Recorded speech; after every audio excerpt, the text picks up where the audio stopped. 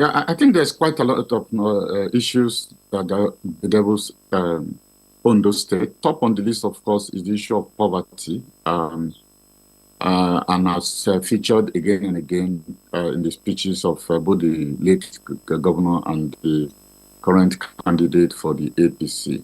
We also have youth unemployment as a major issue. Of course, that's also connected to the issue of poverty. Unemployment is very high in Ondo State, and poverty is also very high when you compare it with the other states in the southwest geopolitical zone. Then, of course, attached to all of this is the question of education, quality education, beyond the whole act about infrastructure in terms of roads, as earlier been stated, in riverine areas of Ondo State. But you can't do all of this without having a reliable and consistent source of revenue, and revenue generation is also big. Ondo State is reputed for farming, and agriculture would have been the place to go in terms of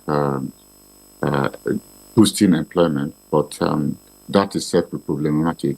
If you look at the policy of the previous governor, there were always tension around land, especially the introduction of Chinese companies to acquire lands in Ondo State. So these are the major issues that are topical in Ondo State, and we have not seen any of the candidates actually bringing out an outline of what he or she is likely to do in the event of being governor.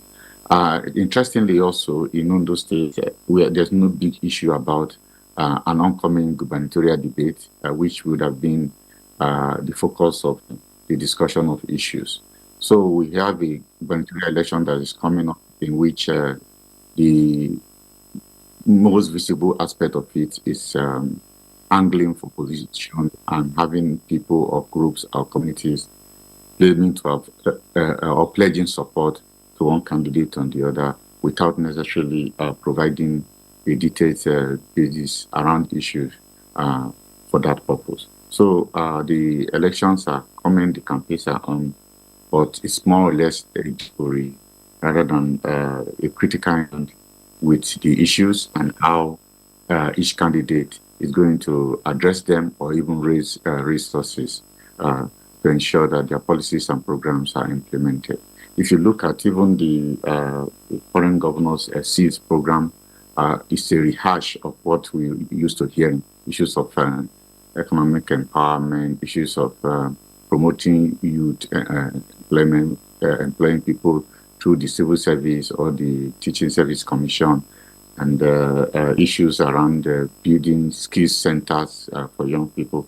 You really don't see any innovative or creative approach within the discussion or the debate.